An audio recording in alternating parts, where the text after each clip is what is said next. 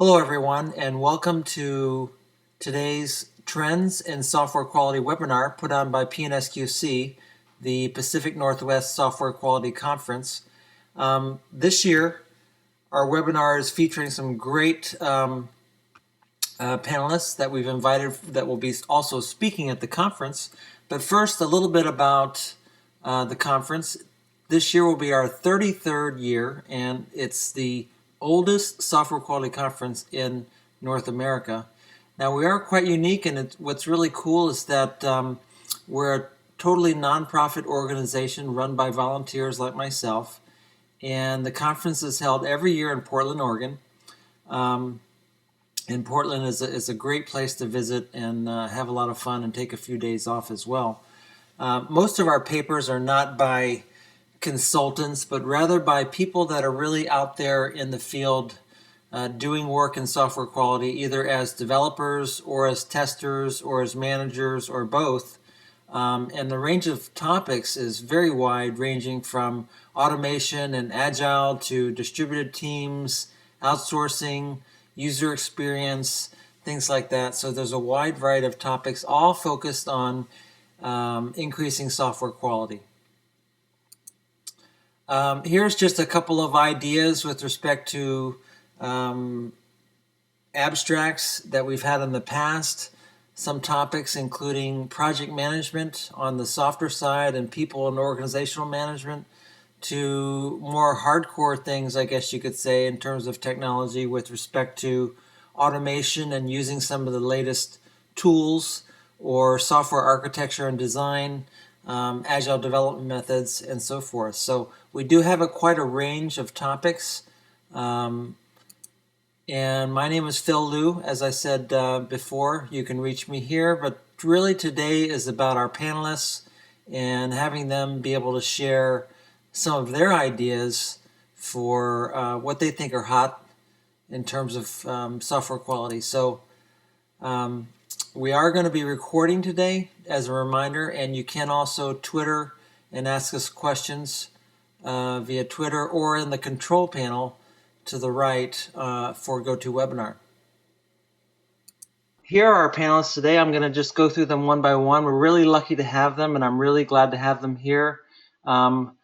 Unfortunately, the first one, which is Rex Black, is not going to be able to make it today, but I will proxy in for him. I could never do as well as Rex, but I'll do my best. And we're just going to go through our speakers one by one. So let's go to the first one, which is Rex. Rex, as you know, needs really no introduction. He's probably one of the most prolific writers in the software testing and software quality domain in history. He does a lot of training with ASTQB and does a lot of consulting as well in software testing processes and outsourcing and so forth. So I asked Rex what he thought were some of the biggest issues in software quality, and here's what he said. Some of these are quite, I guess you could say, typical. We all know these problems are out there in terms of agile and how it's really challenging test teams that have previously worked in the waterfall method and converting over not just in terms of process, but also in terms of mindset, thinking, and personality of their organization. Test data is always a problem, in particular these days with the privacy issues and making the data anonymous. And of course, skills in hiring is always an issue as well. Not only getting those that have the knowledge, but also those that have the hands-on skills.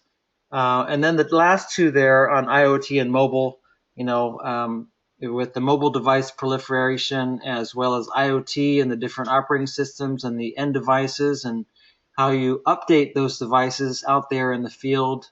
There's just tons of issues with regard to software quality and testing and being able to test all the different platforms, and how do we get a grasp on what to test out there, because we certainly can't test everything. So that's kind of what Rex gave me. I hope that I covered it suitably, and I'll go on to the next speaker here. The next speaker is Robin Goldsmith.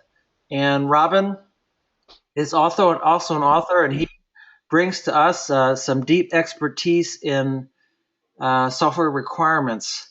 Robin is also a frequent speaker at many conferences, and as well as a member of some of the IEEE working groups on requirements. So Robin gave me a list here of some of the things that he thinks are important in terms of software quality. Robin, I'll let you take it away. Well, thank you very much, Phil. I think I'm sure that Rex will be perfectly satisfied with your treatment of his points. So welcome, everybody. Thank you for coming. I know that this is a little bit in advance of the conference, but it's a good idea to get us warmed up. So when Phil asked us to identify some of the important trends that we saw, I think everybody would agree that most of these trends are not necessarily new. That one of the trends is that the trends that have been around for a number of years continue to be around.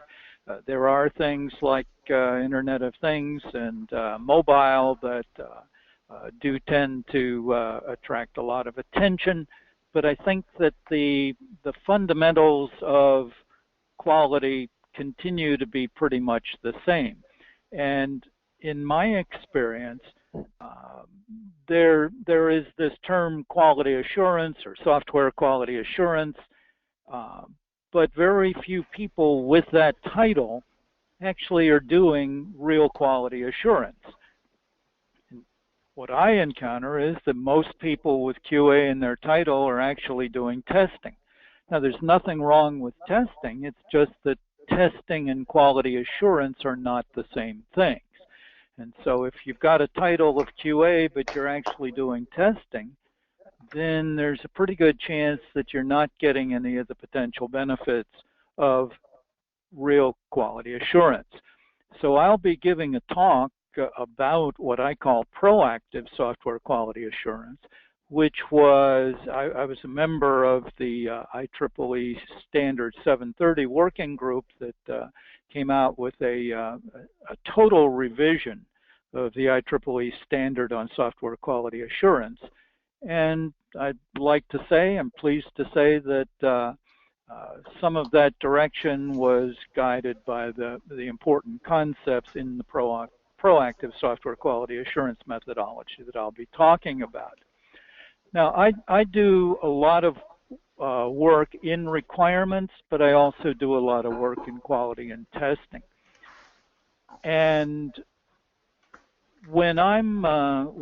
especially when I'm teaching, I find that people in QA and testing oftentimes have some decided weaknesses, and they probably are not always aware of them, but two of the weaknesses that I detect over and over and over again, and the way that I detect them is because when I raise these topics and describe them and give people exercises, they're pretty much in the dark in many instances.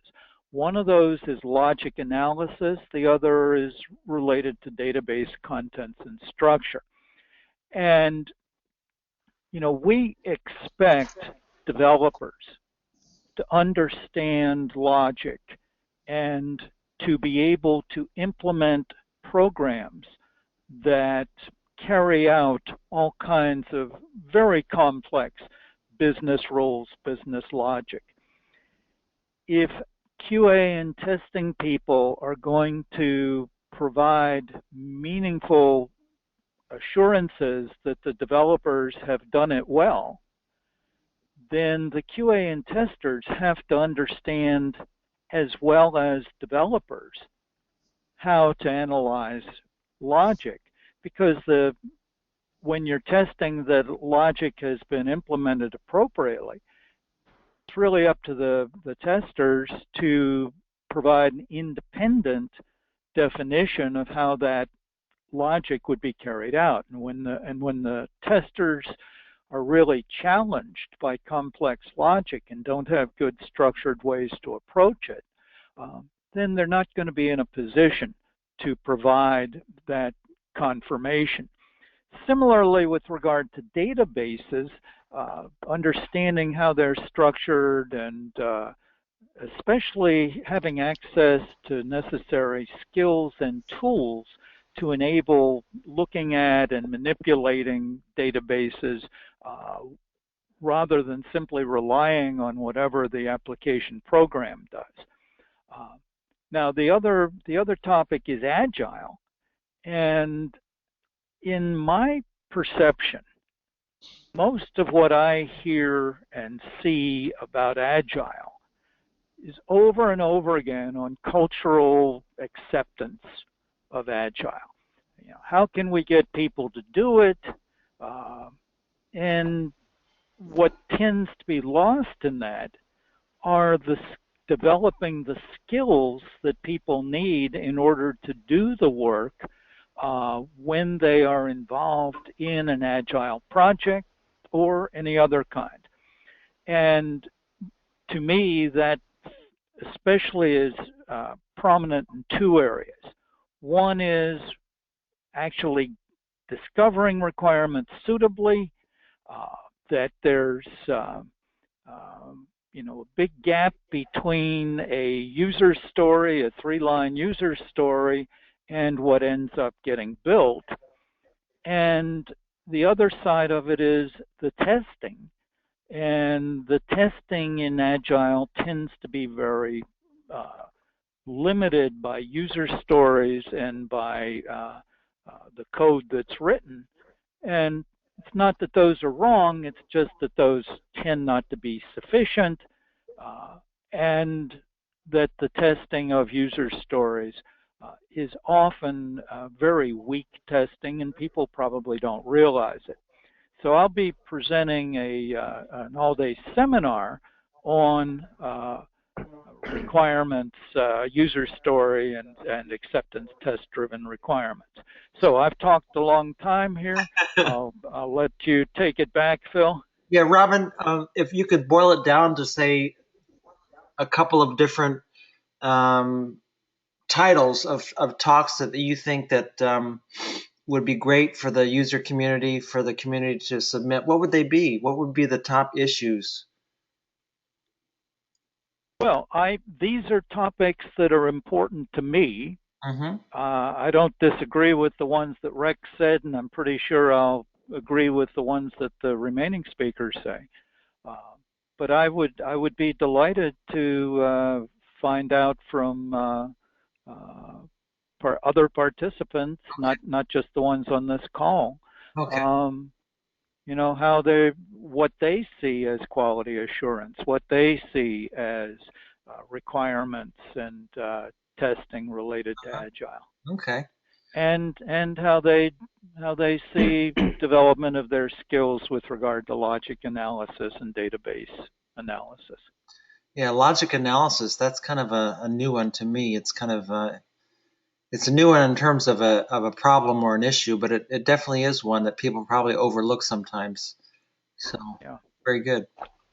Our next speaker, our next panelist is Darlene Bennett Greene, and Darlene has used to work for a very small little software company called McAfee, as well as being a Navy commander.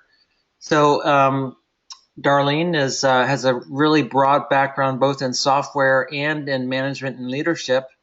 And Darlene sent this to me in terms of what she thinks are some of the issues in software technologies. And I'll let Darlene talk to her slides. Thanks. Can you hear me okay? Yeah, we're fine. Great. Well, let's jump into the first one, the one that probably I would be forced to bring up. And that is, let's talk about women in technology. The situation we have currently is truly that our companies are not maximizing the potential, and they're missing the added value of having women on the team. What's really complicating this is that we have three significant issues occurring. One, the need for these skilled technologists that's growing more and more as companies incorporate technology into everyday services and products. Second, that there is this increasing larger number of gap positions that remain unfilled due to critical technology skill shortages. And third, that in spite of all of our efforts to pull in and retain more women in technology, they're leaving the industry as quickly as they are entering it. The implication, of course, is that if we don't figure out how to solve this workforce deficiency, it's going to get worse and productivity is going to decline. And then, of course, the negative impacts of stress and strain on the current technical workforce will increase. So I believe that we have small pockets of success throughout the industry that need to be highlighted and duplicated. And so I'm asking for those who have cracked the code to share it. And even if it's just a department and not company-wide, but by sharing your approach, you could truly champion the flywheel, getting it going, and making a difference for not just your team and your company, but the industry itself. So when I piece this out a little bit more, there are some interesting research findings that may not be familiar to everyone. But for example, in group settings, men are 75% more likely to speak up than women. And when a woman does speak up, it is statistically probable that her male counterparts will either interrupt her or speak over her. Apparently, the female voice is actually scientifically proven to be more difficult for a male brain to register. So you guys can go home and tell your wife that tonight. It's not my fault, it's how I'm registered. I was trying to talk over you, but go ahead. Right. Well, and research does indicate that when we do create a culture where women have a voice, that companies are 89% more likely to unleash women's innovative potential. And that leaders who make sure that each female member on the team gets constructive and supportive feedback, something that men and women really desire, that they are 128% more likely to elicit breakthrough ideas. Well, some studies suggest that the only way to really effectively garner the efficiencies and effectiveness is by increasing the balance in the number of women. And obviously that's a challenge. And that applies both to industries that are dominated by women, but also the ones that are dominated by the ones that are not only dominated by men, but also industries dominated by women. We know that gender training can be a two-edged sword that sometimes backfires, and in some cases it will provide maybe only a temporary change. I'll share with you that in my discussions with women, they experience similar challenges that are not unlike those I faced in the military. You know, they have to fight for the real job. They have to fight for equal training. They have very few role models above them in their company that are doing what they're doing and maybe also being married or having a family. They experience solicitations. They experience inappropriate touching and comments. And as much as no one wants to talk about that, those are the types of disappointments and frustrations that are so exhausting in a cumulative way. It's death of a million small cuts that many of them eventually are just opting out. The other part of this that I'm finding fascinating is that time after time, well-intentioned bosses of these women are just completely unaware. They don't even know that there's a problem because they kind of believe that because I truly want more women and respect women in the workforce, we don't have a problem in my department or my company. And the only indicator that they have a problem is truly that the number of women aren't very many.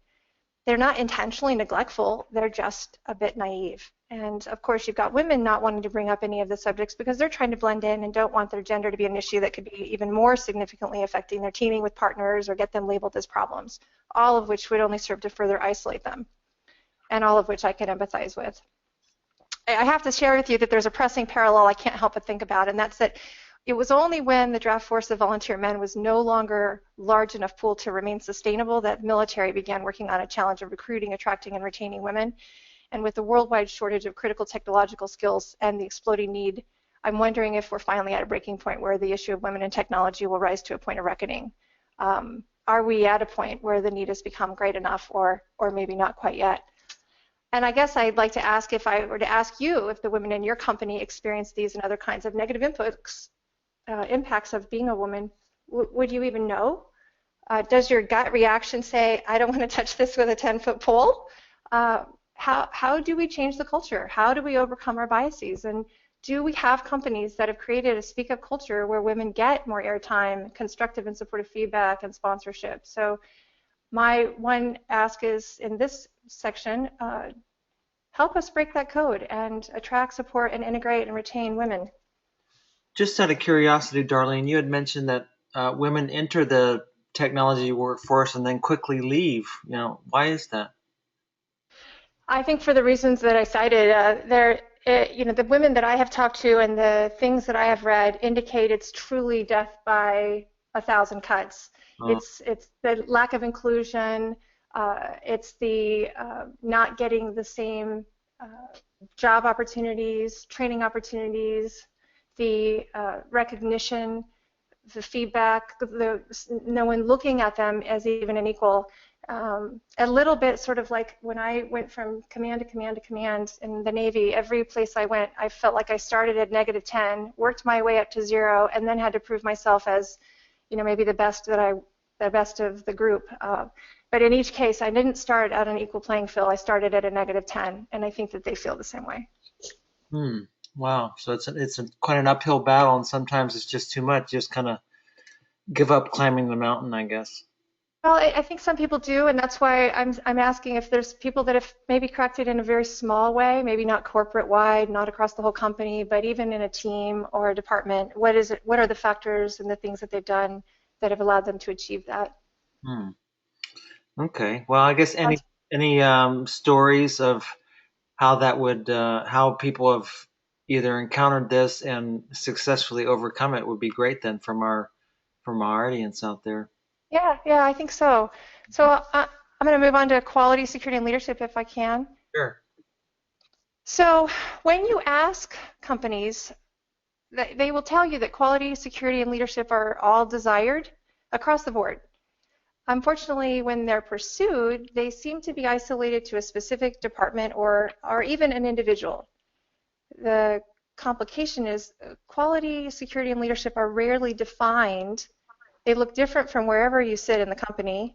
They're rarely taught, measured, analyzed, and so they're really not reaching their potential. And of course, furthermore, you've got the competition in technology heating up as tools are more and more readily available. Security breaches and quality lapses are more damaging than ever before and can ruin the reputation of a company in an environment where anybody can post complaints on social media.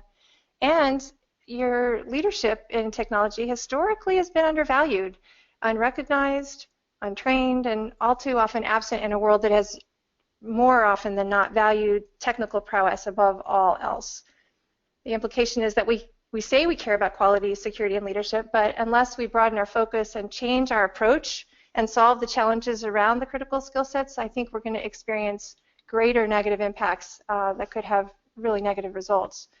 I believe that the quality, security, and leadership are not isolated positions of responsibility to be worn solely by the engineering department head, the CISO, or given managers. That success actually requires that they not be managed as afterthoughts, but interwoven into the fabric of every department, indeed, every person in the company.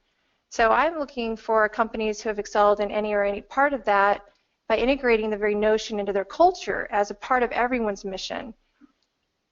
So if we get more specific, we know that defining quality is hard, and that measuring it and improving it is even harder. But you've often got the engineering officer double-hatted as the quality czar, or no one wears the quality hat at all. And yet quality is impacted by every person in the organization, from sales with expectation setting, to requirements gathering, to design, engineering, testing. Every person in the company impacts quality. And yet, when I see companies who really say, I'm committed to the notion of quality, they have narrowed their focus to just one department, if at all. And too often, the response to improving quality is, I'm going to add more people to this project or lengthen the time of the project, because managers, hear their team complaining of not enough time. But the challenge is really more complicated and nuanced than that. If you ask sales the definition of their quality, it may be on-time delivery or whatever the product or service solution needed by their customer was. If you ask design, their definition of quality, it may be the execution of that perfect design, something really rarely achieved in the world we have of resources and constraints. Communication challenges and other human perspectives add to the complication. But engineers, testers, and others have a different definition, as do really CEOs and members of the board of directors. So only when each person in the company understands their role in quality efforts and how to improve it will companies take, I think, a leap into achieving the kind of quality desired. Does each individual understand what the most important measures of quality within the company are? Do they know what the measures of quality are for their department, the ones that not just align to the larger goals, but are their departments and don't get reported up? I think it takes very inclusive leadership and clear alignment and persuasion and really an enormous amount of effective and influential communication to have a successful and comprehensive quality program. So I guess I'm asking, you know, has anyone seen this kind of quality program in action? Can and should technology organizations take the time to invest in this quality? I mean, you look and we know that, you know, everyone has seen the studies about the cost of fixing a bug in the production stage is 15 hours compared to 5 hours in coding, or, you know, the fact that we know 64% of total defects are occurring in the requirements and design phases. We know it, we've known these statistics for years, but our managers still think that the best approach to improving quality can sometimes be adding time to the project or people, or looking at the user testing. Rarely do they give that tester a voice in the process throughout the project. So with so much of the problem in requirements and design, I think we need to ask ourselves if part of the problem isn't that we're failing to ask enough questions or the right questions to ensure we're fixing the real problem. Are we spinning our wheels? Are we fixing a problem that we think our customer needs but totally missing the mark? In some cases I've seen we don't even have clarity on who is truly responsible for capturing the requirements in the organization, and are they effective in communicating that targeted need. There's an interesting book out by Michael Stanyer-Benjay called The Coaching Habit, and he asks that we ask the question, what is the real issue for you? And then you ask, and what else? And what else, and what else, exhaustively until you get to the true problem with customers and people, because the first problem discussed is not necessarily the real problem that needs to be addressed. Then, of course, security is eerily similar. It's an afterthought of the design and architecture of a product. It's almost the stepchild in the process. I'm wondering, has anyone managed to successfully convey that, hey, security is actually everybody's job? It's not just engineering. It's not just securities. Do we have an example of a place where security has been deliberately interwoven throughout the design and development of the product? And then leadership, too, remains isolated, manager-only notion. In a world where technologists undervalue leadership, or at least are perceived to, and don't receive leadership training or very much, and they often don't experience good leadership or mentoring, leadership, too, can remain elusive. But I truly believe that that's changing, because I'm aware of more and more companies that are spending resources in the technology department to train managers to be leaders and improve communication, relationships, process skills necessary. I think there's an increased emphasis on the individual's responsibility to demonstrate personal leadership, and the notion that you can lead from where you are and that you ought to be leading where you are. So my question around this subject is, since we now understand the most influential technologists are those that can communicate, influence, and lead others, where are some great examples of companies that are training, mentoring, and holding people accountable to lead themselves and their teams? Great, thanks, Darlene.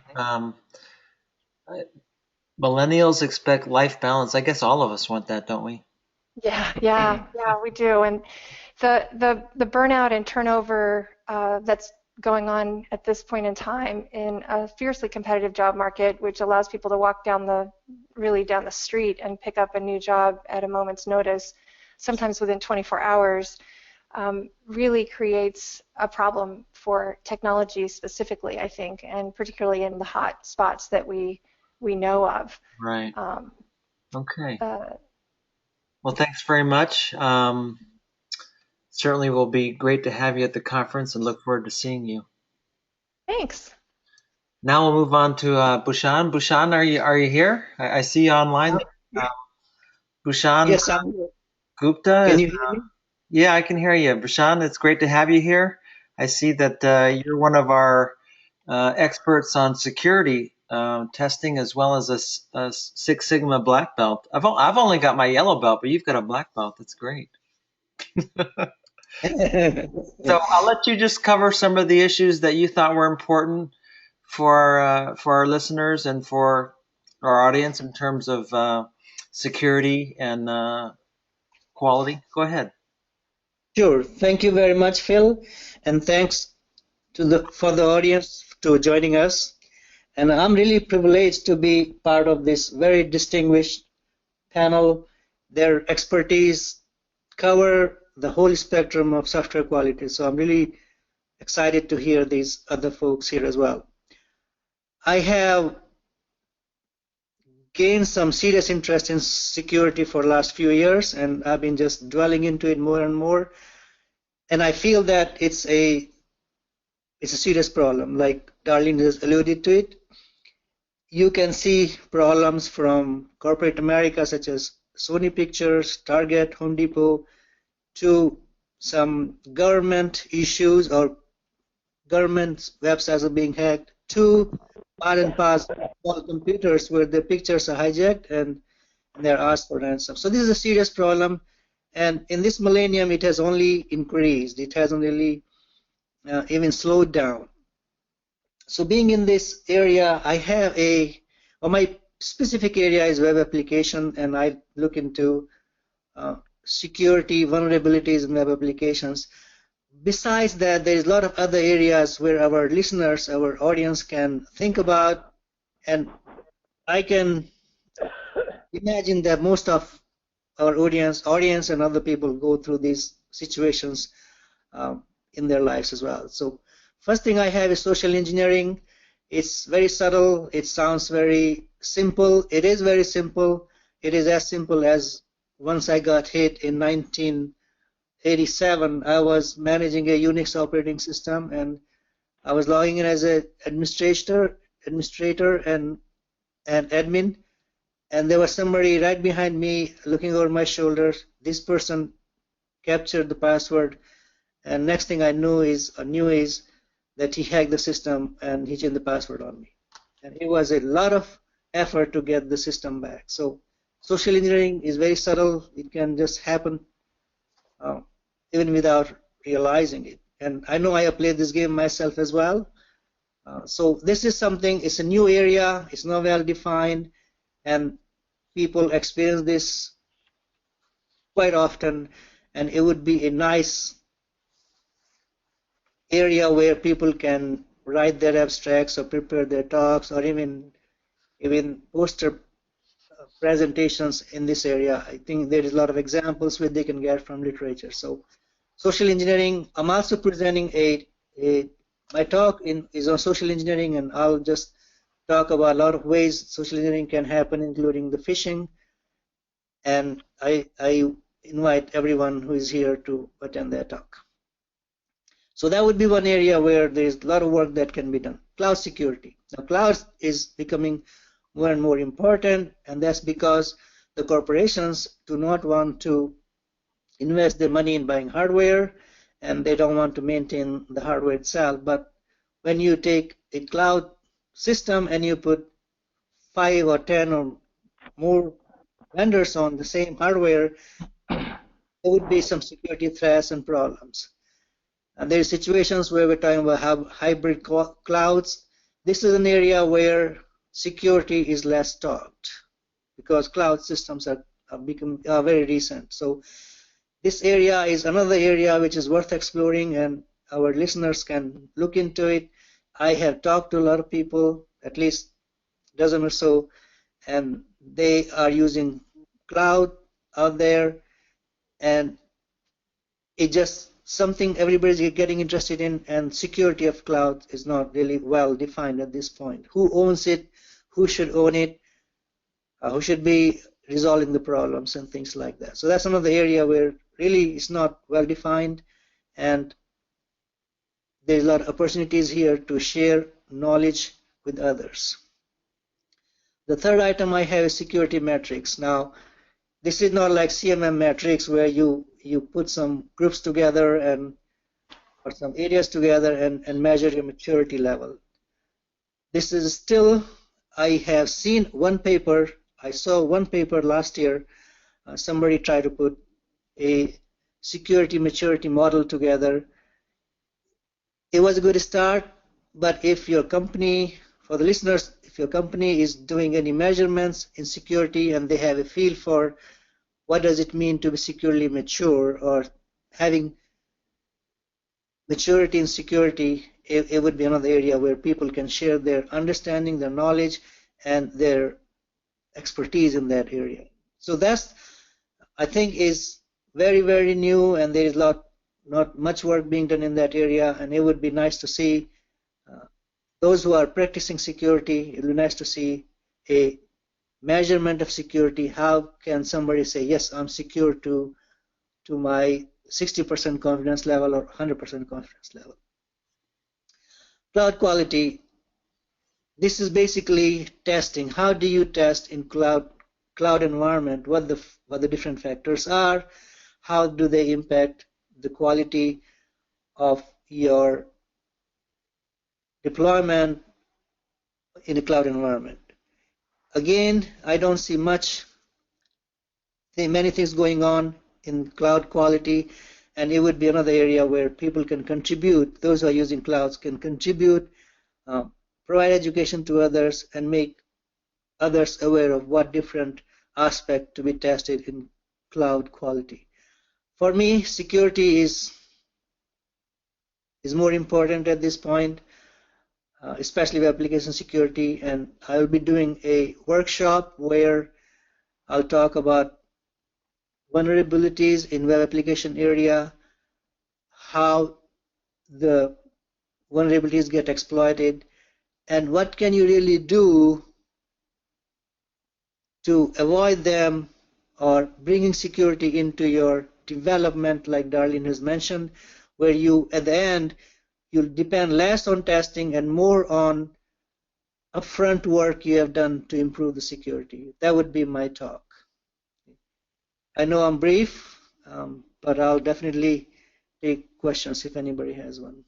Yeah, thanks, Bhushan. I mean, it sounds like cloud and security really go together. It's probably something was separate before, but now it's really all mixed together. So we really look forward to having some submissions in that area, because it certainly is hot, and certainly there is a lot of work that needs to be done. Now on to our next speaker, who is Johanna. And Johanna, I believe, is not here, unfortunately. But let me see if I can get, if we have time, we can go back to Johanna's topics. But Johanna also needs no introduction. She's very prolific in her writing and her speaking and her consulting in the software quality and software development area, particularly in Agile. And here are some of the topics that she brought up. Again, the webinar is recorded, so all of our participants will have access to this later on. Why don't we move on to Peter? Peter, like myself, is an engineer, and Peter used to be an engineer, and now he's a public speaker. So, Peter, why don't you talk about some of the things that you think are issues from your point of view? You gave me this list here, and I wasn't able to update some of the newest things that you wanted, but I'll let you just talk. That's fine. Thank you very much. So the trends I want to share with you guys today is based on my experience working for cutting-edge companies like Ancestry.com, Salesforce, Airbnb, and Ancestor.com, and Zendesk. Now, I wanted to start with a trend that you're probably familiar with, and then move you into a trend that you might not be familiar with. So the trend that you're familiar with is that we live in an innovative environment. Everything is improving, everything is being developed. Technology is growing rapidly. Our skills need updating every single day as technical professionals. And that's something that you know already. Now, something that you don't know already is that with this advancement in technology comes the opportunity to present at conferences or webinars just like this. And now there are plenty and plenty and plenty of opportunities for you as an individual, as a leader in your organization to present. And with that comes a huge risk. Now, the risk can be to you, it can be to your employer, it can be to your company, it can be to your manager, and that's this risk, that once you get up to present about your topic, about the solution you provide, about your role in the organization, about the latest development you participated in, you might do great and be a great contributor to your brand, to your company's brand, and make your manager look good, or you can do bad, which a lot of times it happens, and you can be a liability. And that brings us to this, the first trend that I want to talk about, and that's the rising of management expectations. Now, from working with so many companies in the Bay Area, because I used to be an engineer 10 years ago, now I run my own public speaking training company, and I work with them on the public speaking communication capacity. And I realized that from working with them in this capacity, that managers worry about their employees representing them at conferences, because employees, technical employees, because of all this innovation, they work on their technical skills, but they don't work on their communication skills as much, and they develop technically, but their communication skills still lack. And the management worries that they might be a liability at conferences. And that's why now managers always, when they do interviews in these organizations, like some of the organizations I mentioned, they also look for a potential employee who can represent the department, represent the brand, represent the company when they communicate externally. So that's the first trend. And I would be curious to see what papers or research or ideas about what are you doing in your company to mitigate for this. Do you have internal training programs? Do you train your technical staff? Do you train your developers on how to communicate and represent the company? So that's the first trend I wanted to address. And the second trend is a little bit of an offshoot from the first one, and that's the new career glass ceiling. And I've seen this directly from my experience working with engineers, because a glass ceiling is an invisible force that holds you in place at work. So you don't advance, you don't develop, it holds you at the same pay scale that you've been at for a while. And in the past, the glass ceiling was because of your ethnicity. It used to be because of your sexual orientation. And Darlene talked about this. And there's still effects of a glass ceiling right now in our organizations based on your sexual orientation. If you're a female, you probably have a tougher time. So you probably experience the glass ceiling more often than males. However, we've been doing major work in that area. We're progressing, and thanks to leaders like Darlene, we're bringing light to it, and we're improving. Also, age used to be, and in some cases still is, a glass ceiling.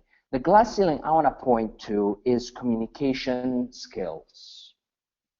Right now, probably what's holding you back as a technical professional in your career, most likely it's your communication skills. I've worked with an engineer maybe about 3 years ago, and when he was working at a small company, he was making $65K per year.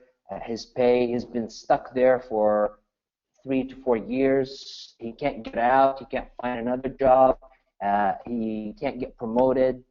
And when I talked with him, I realized that the only thing holding him back is how he interviews, how he presents himself. And we did some work, and 6 months after our work, he landed a job at Yahoo for $120K. That's almost double his salary. See, nothing changed on his technical skills. Same technical skills, same years of experience, but the only thing that changed is his communication skills. And a year and a half later, he got a job at SurveyMonkey for $165K. That's almost tripled his pay only because of his communication skills. And that's a huge thing. And now we can sit around as technical professionals and complain and say that we're not being appreciated, that we are not being rewarded enough. And I would advise you to look inward and see if you can improve your communication skills. And that for papers, for paper ideas, I would like to see some papers on communication hacks for interview skills. Also, guidance for interview skills, guidance for presentation skills for technical professionals. Because in school they teach us a certain way. When you go to engineering school and technical school, you learn to present in a certain way, and unfortunately that way only appeals to engineers and people who are technical like you, and that doesn't highlight the value you bring. Which brings us to the third trend, which is the need to demonstrate value and not just hard work. And I always use this study that was published in the British Journal of Medicine to demonstrate this. It was a study, and doctors wanted to find out what would make a doctor more influential amongst their peers and in the community. So what they did is they held a conference, and they invited two doctors to this conference to speak. One of them was a real doctor who worked really, really, really hard and really long time to work on his theories and present. And the second doctor was a fake doctor. It was an actor. They told everybody that he was a doctor, and they both got up and presented. The real doctor got up and presented, and he was doctorly, and he talked like this about his research and about the theory and about standard deviations and all that stuff that's important for a doctor. And the actor came up there, and he was fluent, he was passionate, he walked on stage, he communicated with people, although the content was all BS. And at the end, they asked the audience questions like, who would you work with in the future if you have a chance? Most of them picked the fake doctor. They asked them, who influenced you more? And unfortunately, even though I'm a content guy, I'm a technical guy, the results surprised me. They chose the non-technical, they chose the actor, and that's amazing. That tells us that how you communicate your message matters a lot. And I'm not saying that your message, the core content of your ideas, you have to ignore it. No. You have to have it, and in addition to that, you have to have a way to communicate it better so you can influence and add value and demonstrate value. And that's, a lot of times, that's more important than just doing the hard work, which you guys always do. And in terms of papers, I would like to see how is it possible for an engineer, for a QA tester, for a software tester to demonstrate the value of their work. How do you do it? How do you stand out? And these are the three trends, and I'll be speaking at the conference, the PNSQC conference, later this year, and I'll be addressing some of these points. Peter, I would like to make 165K. Can I hire you? Absolutely.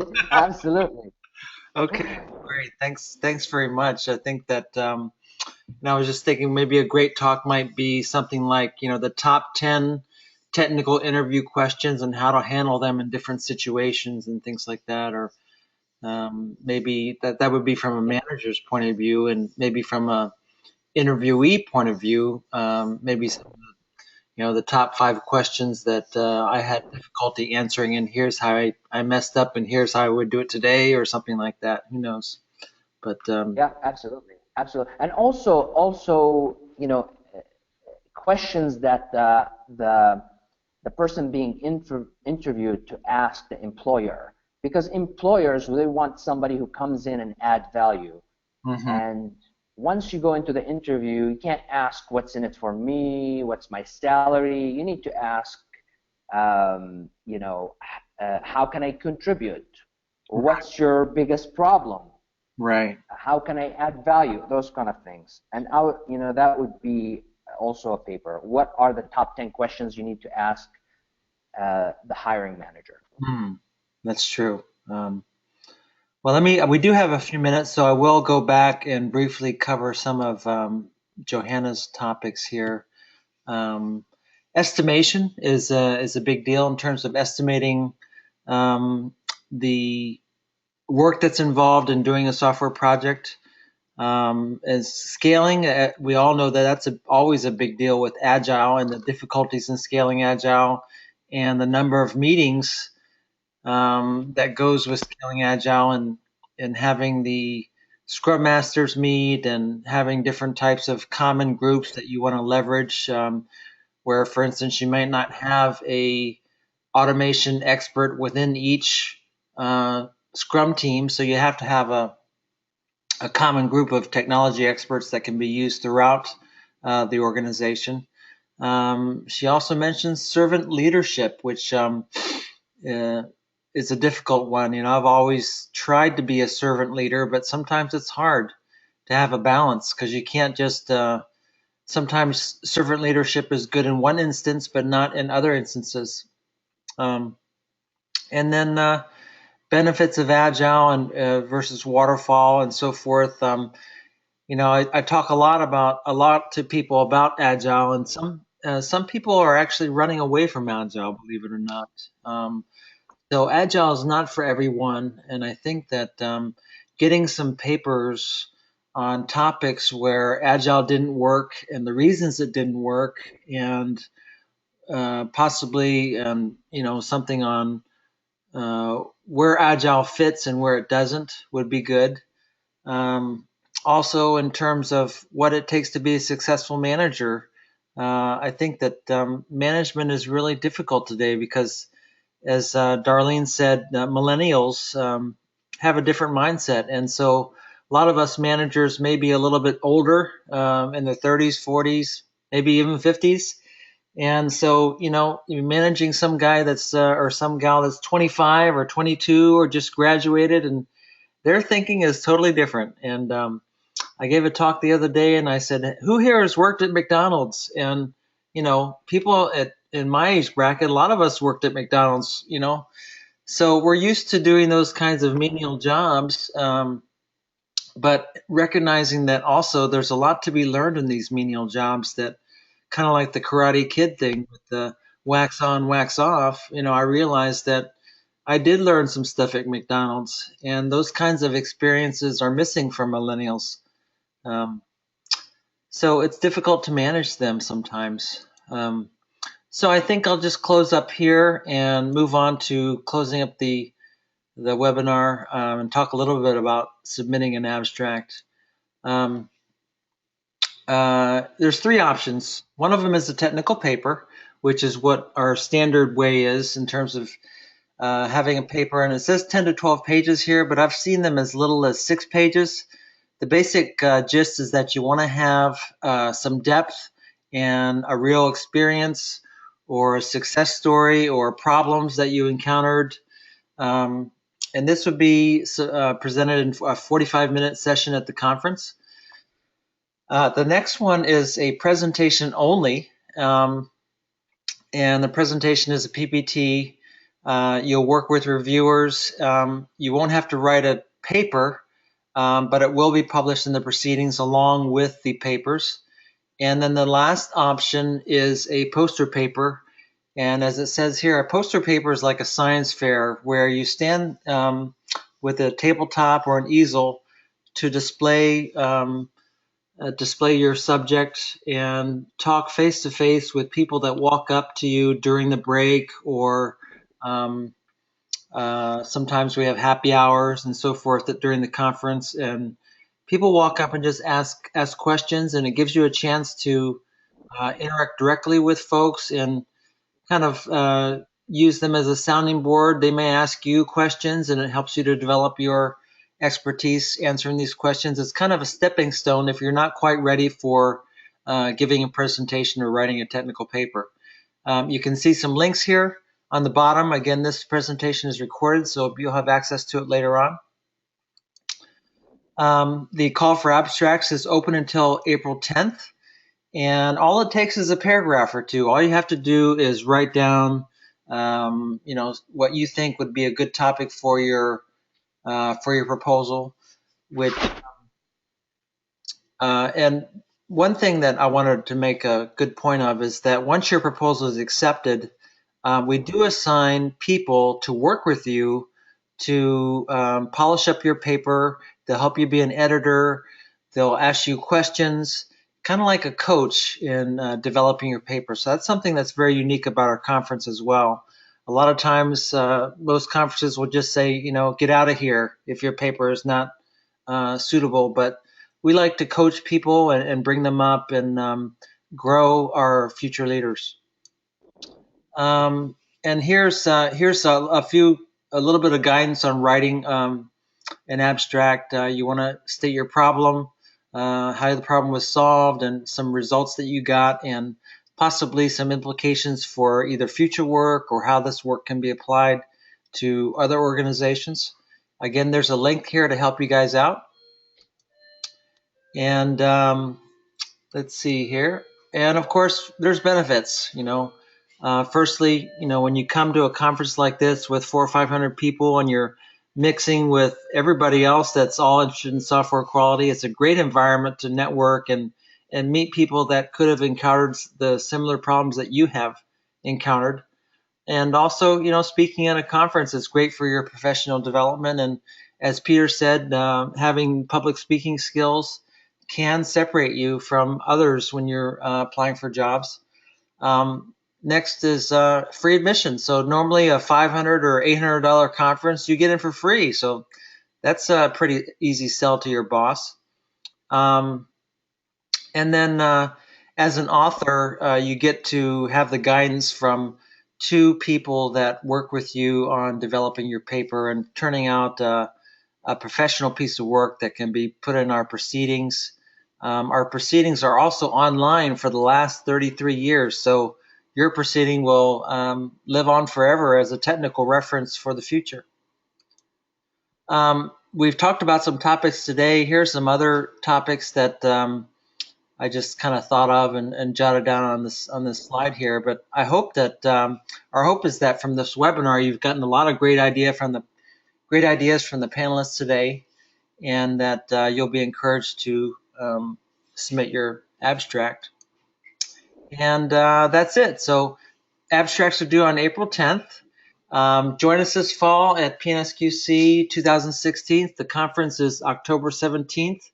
And don't forget that if you missed the webinar, you can find the recording on YouTube, and we'll share it via SlideShare. So thanks very much to our panelists and our participants, and we'll see you in October. Thank you.